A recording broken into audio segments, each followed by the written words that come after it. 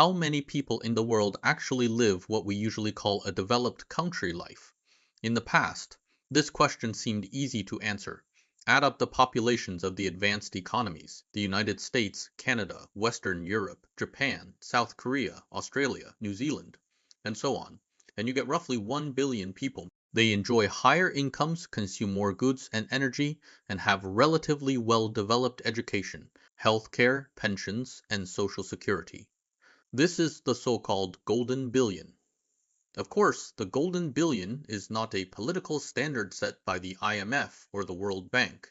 It is more of a broad shorthand. Among the world's more than 8 billion people, about 1 billion live in high income, high consumption, high security economies. There is an interesting twist, though. The golden billion was not a self-given name by Western countries. The concept first appeared in Russian intellectual circles at the end of the Soviet era, and was later used repeatedly by Putin to explain the contemporary world order. Around the golden billion, two representative narratives have emerged today. The first is Putin's interpretation. Putin has said many times at BRICS meetings that the so-called golden billion are not merely a few decades ahead of other regions. These countries are also using their financial, technological, military, and international rule-making power to preserve the old unipolar world and prevent others from reaching the same standard of living. At a 2023 BRICS experts meeting, Putin put it bluntly. The so-called golden billion countries are doing everything they can to maintain the old world that benefits them. In plain words, these 1 billion people have already got into the elevator, and now they are ready to close the door, not wanting China, India, Russia, and other developing countries to squeeze in. But there is another Western explanation.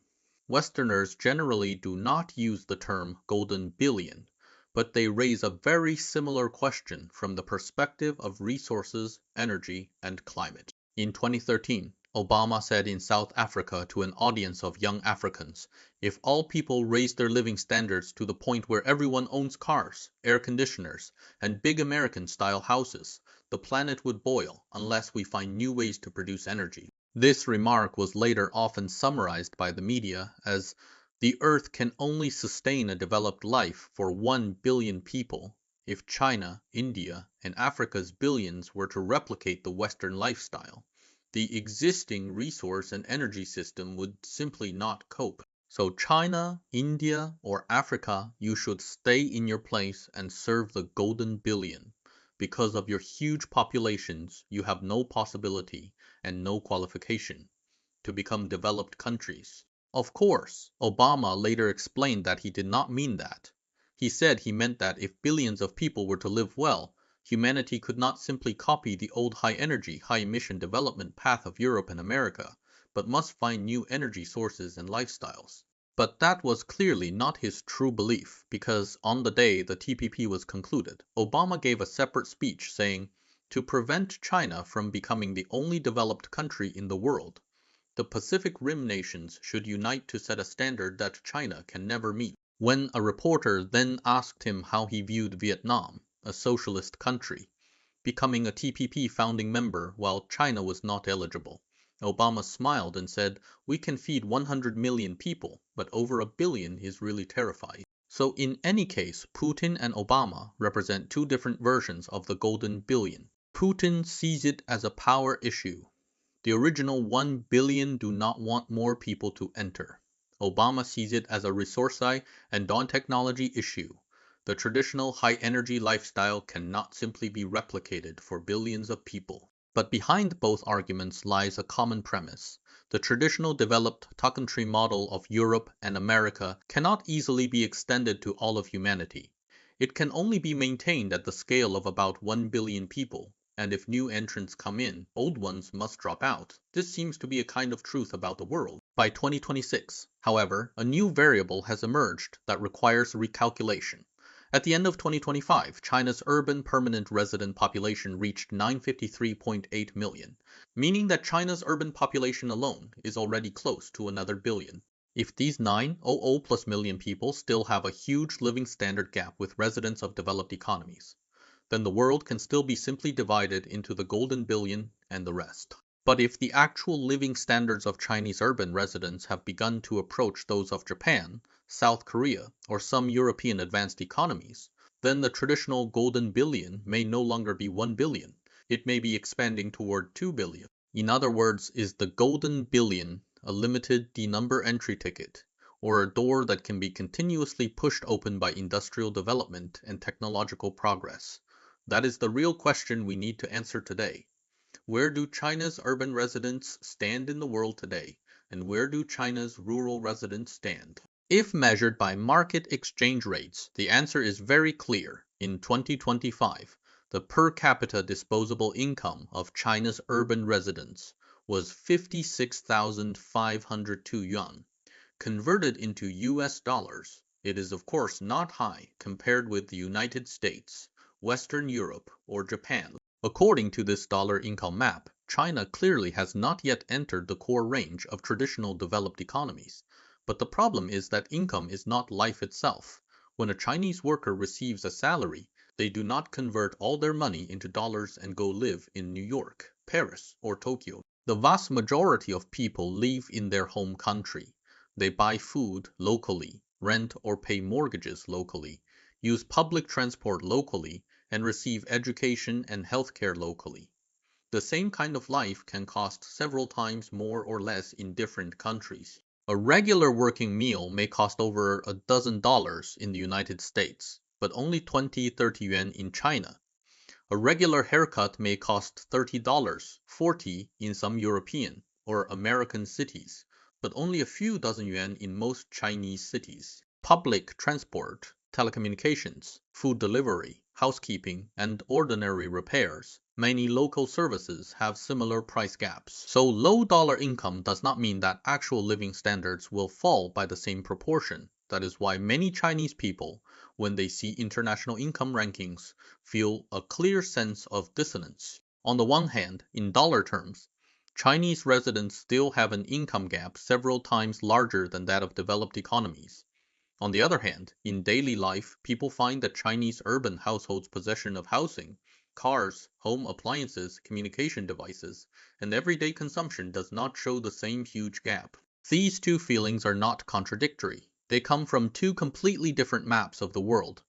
The first map is drawn at market exchange rates. It measures how many dollars a person's income can buy, how many international goods they can purchase, and how much overseas travel, study, and cross-border consumption they can afford. On this map, the United States and Western Europe remain significantly ahead, and China is still a chaser. The second map is drawn at local purchasing power. It measures how much food, housing services, transport, communications, healthcare, and education a family can buy with local income. On this map, lower prices for goods and services narrow the income gap, and the distance between China and some developed economies may be much smaller than market exchange rates. But that is not all, because living standards depend not only on how much you can buy today, but also on how much you have to pay when you fall ill, how long you can last if unemployed, whether you have a stable income after retirement, how many hours you need to work to earn the same income, and how much housing and financial assets a family owns. That brings us to a third map, the complete living standard map. It measures not only consumption capacity, but also public services, household wealth, leisure time, and resilience against risks. A country's position on these three maps can be completely different. It can have relatively low dollar income but strong local purchasing power, or it can have high wages that are heavily eroded by housing, healthcare, and childcare costs. Therefore, to judge whether China's 900 plus million urban residents are entering the golden billion, we cannot just ask how many dollars they earn. What we really need to answer are three questions. How much life can their income buy locally? How does that purchasing power compare with developed economies? And when we add housing, public services, household wealth, and social risks, how much of the earlier conclusion remains? Next, we will establish a standard three-person household. Give them the same needs for food, housing, transport, communications, healthcare, and education, and then place this household in China, the United States, Japan, and Europe. We will no longer ask whether a country is nominally a developed economy. We will only ask a more concrete question: how many complete sets of life can an ordinary household buy with 1 year's income? To compare living standards across countries, the first step is not to compare wages, but to answer a seemingly simple question: how much money does a household need to live a normal life? The problem is that in reality there is no single unified normal life. Some people live alone, some live with parents and children, some rent, some have already paid off their mortgages, some drive to work every day, some only use public transport. Dietary structures, housing sizes, and consumption habits also differ greatly across countries. If we directly compare the actual consumption of residents in different countries, we soon run into an insurmountable problem. Americans drive more, so US residents' transport spending is higher. Japanese people live in smaller homes, so Japanese households' housing spending may be lower. Chinese households save more, so current consumption as a share of income is relatively lower. But do these differences represent different living standards, or simply different lifestyles? To separate these two things, we need first to create a household that does not exist in reality. This household has no nationality and no fixed city of residence. It has 3 members, lives in an 80 square meter usable Daria dwelling, owns one ordinary compact car. 1 member commutes daily. 2 members use mobile phones, and the whole family shares one home broadband connection. We will temporarily call it the standard household. Next, we build a unified daily life financial model for this standard household. First, a clarification. This model is not meant to predict how much any real household actually spends. Rather, it artificially prescribes the same set of living standards, and then calculates how much cash expense that life would require each month in China, the United States, Japan, France, Poland, Greece, and Mexico. Wherever this household is placed, its living needs do not change. It consumes the same quantity of food, lives in the same floor area, uses the same grade of transport and communication services, and has the same health, care, and education needs. In this way, cross-country differences no longer come mainly from what local residents choose to consume, but from two much clearer factors: how much income local residents have, and how much the same life costs locally. That is the basic logic of the whole daily life financial model. The model is divided into 3 layers. The first layer is the basic daily expenditure model. The second layer is the basic living financial model, after adding housing. The third layer is the regular living financial model, after further adding healthcare and education. Let us start with the first layer, layer 1, basic daily expenditure model. We divide it into 6 major parts. Part 1, food, beverages, and tobacco. In reality, dietary habits differ greatly across countries. Chinese people eat rice and noodles. Europeans eat bread and potatoes. Some countries consume more beef, others more pork and chicken.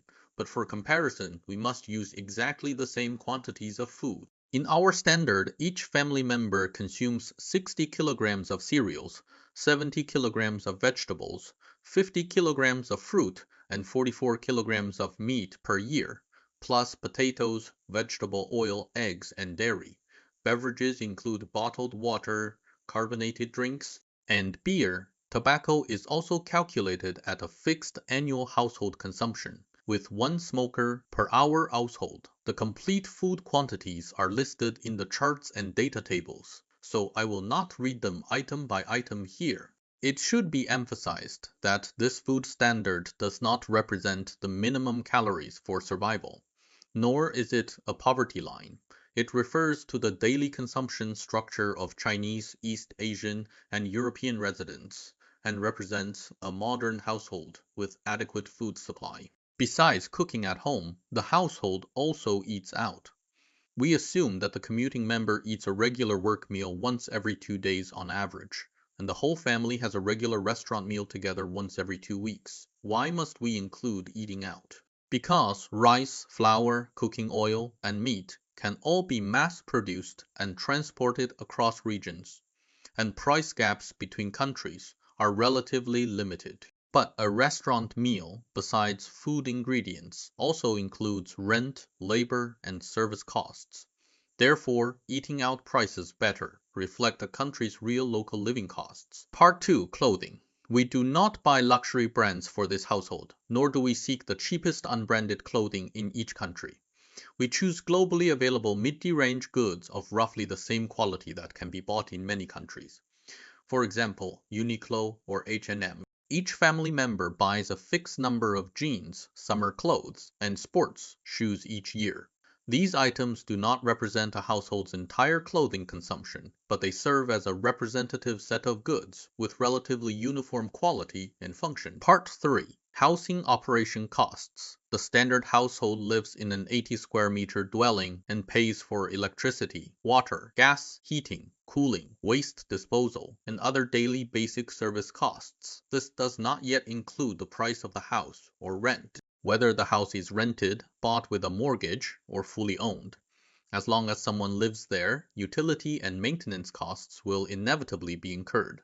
So we first set aside the cost of acquiring the housing and calculate only how much it costs to keep that dwelling running normally each month. Part 4. Transport. Transport is divided into public and private. For public transport, we calculate according to the fixed number of weekday commutes by one family member. In addition, the family uses taxis several times a month, with an average distance of 8 kilometers per trip. For private transport, the standard household owns an ordinary compact car similar to a Toyota Corolla or Volkswagen Golf. We amortize the purchase cost over a 5-year useful life per minute owned. The car is driven about 10,000 kilometers per year with an average fuel consumption of 8 liters per 100 kilometers. What we calculate here is not the actual car expenditure of residents in any country. What we really want to know is for the same grade of car driven the same distance, how much does it cost per minute on in different countries? Part 5. Communications. The standard household uses a home broadband connection of at least 100 megabits per second and mobile phone plans. Communication costs may seem small, but they are a highly representative expense because they reflect both a country's digital infrastructure level and the intensity of competition in its telecom market. For the same broadband speed and mobile data allowance, there are also clear price differences across countries. Part 6. Basic entertainment. We calculate 2 cinema visits per degree Fahrenheit Amelie member per year. This does not mean we believe a modern family's entertainment consists only of going to the movies. It simply reserves a basic and relatively comparable position for culture and leisure spending. Food, clothing, housing operation, transport, communications, and entertainment together make up the first two-layer basic daily expenditure model. It answers this question if we temporarily ignore the costs of acquiring housing, healthcare, and education. How much does a 3-person household need each month to keep its daily life running? Layer 2, basic living financial model, but a household cannot pay only utilities without bearing the cost of obtaining housing. So next we add the largest and most complex item in the whole model, housing. The same household may face 2 housing situations. One is an owner-occupied household. For such a household, we do not directly count the total price of a dwelling as part of 1 year's living expenses. Instead, we convert the average mortgage burden borne by local residents onto an 80 square meter standard dwelling, and then, according to the remaining repayment period, calculate how much monthly repayment this household needs to bear. What is measured here is not the total market value of the dwelling, but the current monthly cash flow pressure faced by an owner-occupied household. However, housing costs are not the same as ordinary consumption. After eating a meal, it is gone, but repaying part of a mortgage principal also increases the household's housing assets. So in the present section, we first calculate the cash flow pressure from the mortgage, and the asset value of housing will be discussed separately in the later complete living standard comparison. The second situation is a renting household. For renting households, we calculate how much it costs each month to rent an 80 square meter dwelling at the local average market rent by adding mortgage or rent to the basic daily expenditure. We obtain the second layer basic living financial model. It has 2 versions, one owner-occupied version, which calculates the average mortgage pressure for owner-occupiers, and one rental version, which calculates the market rent for renters, in economies where both mortgage and rent data are relatively complete. We calculate both results. Where international rent data are insufficient, we use the owner-occupied version as the primary comparison and treat the rental version as supplementary. Layer 3, regular living financial model. But even after adding housing, it is still not a relatively complete modern life because a household also faces two other very important expenditures, healthcare and education.